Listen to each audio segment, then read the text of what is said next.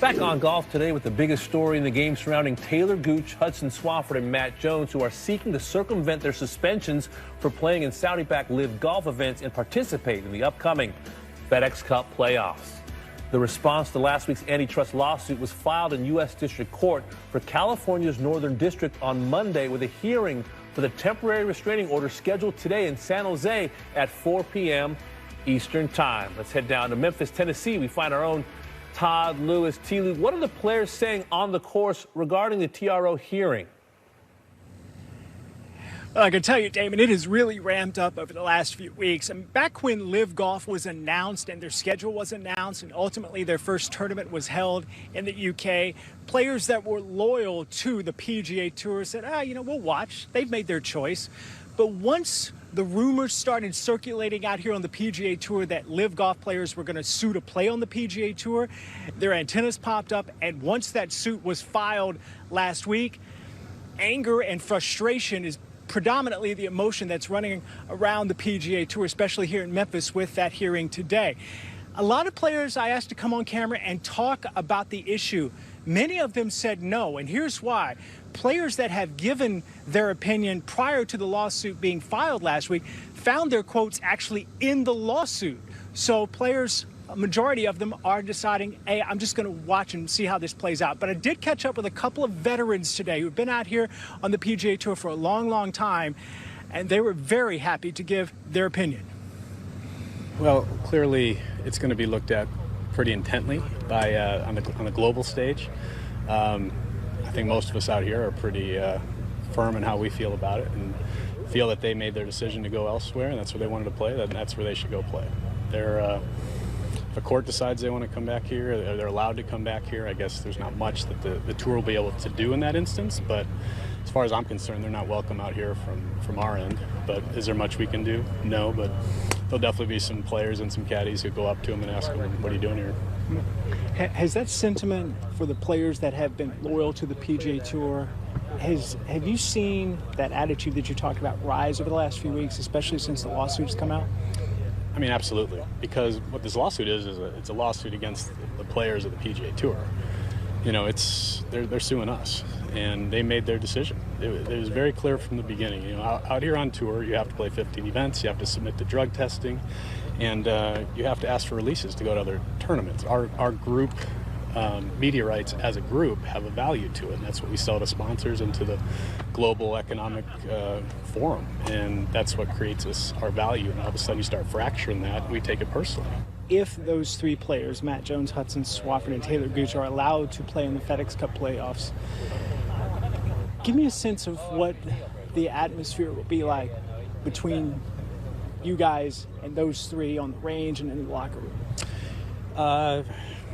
I don't plan on spending much time with him or really saying much to him. Taylor is a good friend of mine. Like I said, I can't blame him for his decision, but I don't care to have lunch with them or breakfast with them.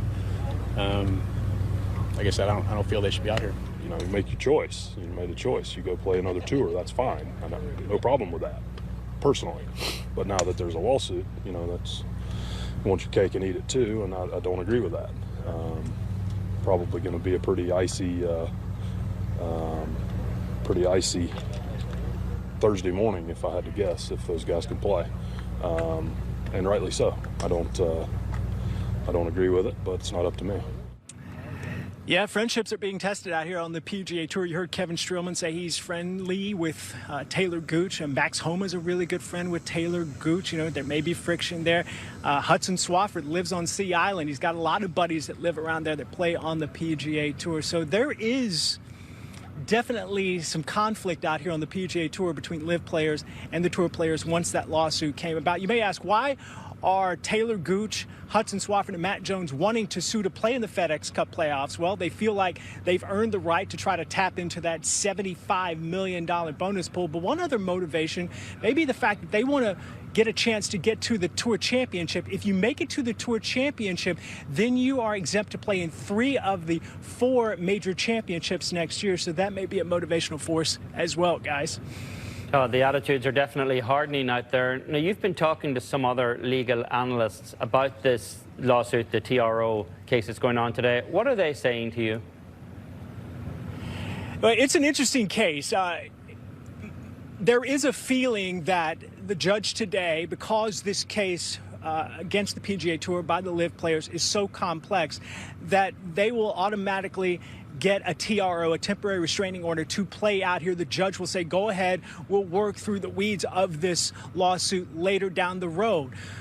But there is an interesting point in the fact that Jones, Swafford, and Gooch are claiming irreparable professional harm as well as financial and commercial harm. They're getting paid millions of dollars to show up and then play for a $25 million purse. That's hard to prove that they are being harmed financially in that form. Those experts that I've talked to, some of them said, yes, it's going to be difficult to prove that. It's not a slam dunk. It's likely that they will get the TRO, but it's closer to 80-20 that they will get it, or not get it, I should say, more than 50-50. In other words, it's not a 50-50 chance. It may be a little bit more that they will get it, but not by much. So it's going to be an interesting case to watch and see how the judge decides today. Don't know if those 3 LIV golfers will be in Memphis, but Rickie Fowler made it into the playoffs on that 125 number. I understand you have some news regarding Rickie. What can you tell us?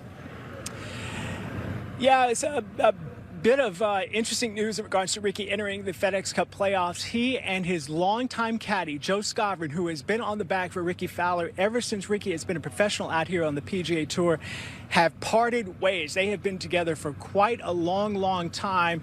Rickie will have a temporary caddy this week. His name is Ben Showman. He is the tour manager for Cobra Puma Golf.